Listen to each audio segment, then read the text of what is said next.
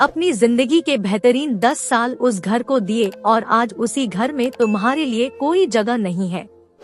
तुमने अपना सर्वस्व लगा दिया ताकि उस घर का हर सदस्य खुश रहे, जीवन में कोई न कोई मुकाम हासिल कर सके, और ऐसा हुआ भी सोनिया।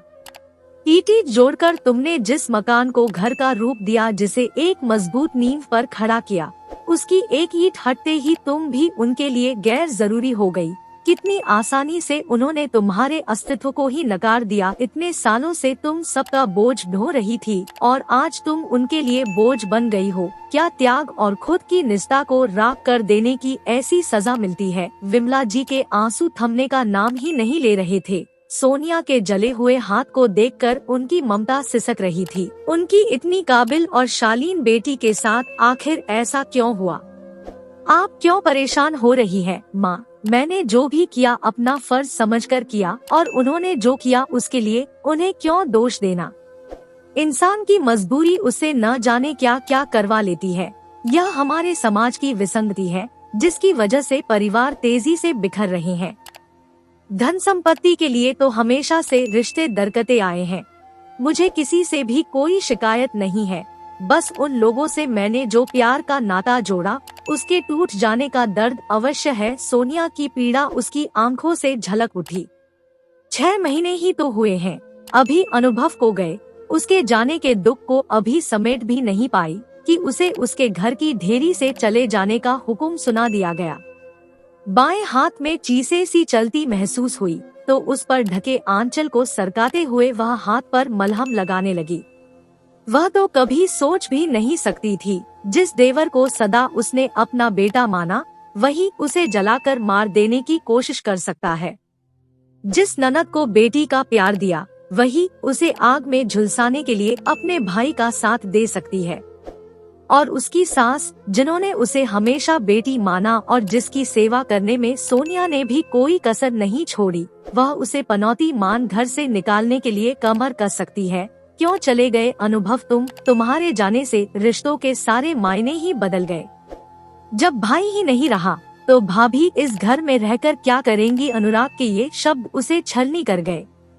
बड़ी आशा से उसने अपनी सास की ओर देखा, पर उनकी आंखों में हमेशा उसके लिए बसी रहने वाली ममता जैसे बेटे को खोते ही कहीं गायब हो गई थी। सही तो कह रहा है, मेरा बेटा चला गया, फिर तू निपुती, मेरे बेटे का वंश ही खत्म कर दिया तुमने।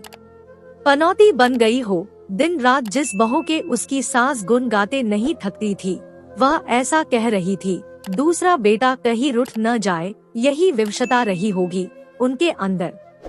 धूप कमरे में झांकने लगी तो उसने पर्दे हटा दिए। एक तपिश उसे सहला गई। लगा अनुभव का स्पर्श उसके मन और शरीर के घाव को सहला रहा है। कितना प्यार करता था वह उसे। एक एक्सीडेंट हुआ और सब खत्म हो गया। अनुभव का एहसास ही उसे रोमांचित कर गया। सोनिया बीते दिनों की सुखद यादों की परतें खोलने लगी। 10 साल पहले उसकी और अनुभव की अरेंज मैरिज हुई थी। वह हमेशा अरेंज मैरिज को लेकर आशंकित रहती थी, पर अनुभव के साथ और विश्वास ने मानो उसकी जिंदगी में असंख्य चटक रंग भर दिए थे। वह नौकरी भी करती थी और घर भी बखूबी संभालना जानती थी, इसलिए उसे लगता था कि शादी के बाद कहीं उसके पर कतर न जाए। पर अनुभव ने पग पग पर उसे नए माहौल में एडजस्ट करने में मदद की। देवर ननद छोटे थे, सास से अकेले घर नहीं संभल रहा था। अनुभव ने कहा कि कुछ समय के लिए वह नौकरी छोड़ दे, उसके भाई बहन लायक बन जाए, तब वह जो चाहे कर सकती है। उसके प्यार में झूलती सोनिया ने वैसा ही किया। माँ ने टोका भी था उसे इस बात के लिए कि नौकरी करते हुए भी घर संभाला जा सकता है, अपनी पढ़ाई को यूं व्यर्थ न करे। लेकिन तब अनुभव के प्यार के रंग में रंगी सोनिया ने ही कहा था, माँ, मेरी पहचान अब अनुभव से है और मैं उनके विरुद्ध नहीं जा सकती। कुछ सालों की तो बात है, और फिर पढ़ाई कहाँ कभी बेकार जाती है। अनुराग और अनुभूति को कामयाब बनाने का जिम्मा उसने अपने हाथ में ले लिया। सास को आराम करने के लिए कहा और खुद को उस घर में झोंक दिया। अनुभव के लिए वह कुछ भी कर सकती थी, इसलिए कभी न तो अपने कैरियर को दांव पर लगाने का अफसोस हुआ और न ही अपनी पढ़ाई लिखाई को व्यर्थ कर देने का पछतावा। अनुभव भी माँ और अपने भाई बहन पर जान छिड़कते थे। घर की जिम्मेदारियों में वह ऐसी उलझी कि यह भी नहीं सोचा कि आखिर वह माँ क्यों नहीं बन पा रही है। अनुभव कहते, कोई नहीं, हमारे 2 बच्चे तो पहले से ही हैं। बस उनकी परवरिश अच्छे से हो जाए तो सोच लेंगे अपने बच्चे के बारे में। देवर और ननद की परवरिश भी अच्छे से हो गई और वे काबिल भी बन गए, बस वही दोनों संतान सुख से वंचित रह गए। सोनिया फिर कहाँ कुछ सोच पाई, बस उसे एक ही धुन लग गई थी कि मुझे एक परफेक्ट पत्नी, बहू और भाभी माँ बनना है। उसे ये भूमिकाएं निभाने में मजा आने लगा था। अनुभव भी तो जब तक जीवित थे मेहनत ही करते रहे। बहन की शादी धूमधाम से हो, हमेशा यही चाहते थे। जाने से 1 महीने पहले यह काम भी वह कर गए थे। अनुभव के बाद जब अनुराग ने घर की बागडोर संभाल ली तो सोनिया ने सोचा कि अब वह आराम कर पाएगी, कुछ अपने बारे में सोच पाएगी। एकदम खाली सी हो गई थी वह, लेकिन उससे पहले ही अनुराग ने अपना फैसला सुना दिया था। भैया नहीं रहे तो आप यहाँ रहकर क्या करेंगी? आपको प्रॉपर्टी में हिस्सा देने का तो सवाल ही नहीं होता। घर में सारा दिन बैठी रहती हो, नौकरी कर रही होती तो कम से कम अपना खर्च तो उठा लेती। मैं आपका खर्चा नहीं उठा पाऊंगा, मुझे भी अपना घर बसाना है, अनुराग ने कहा।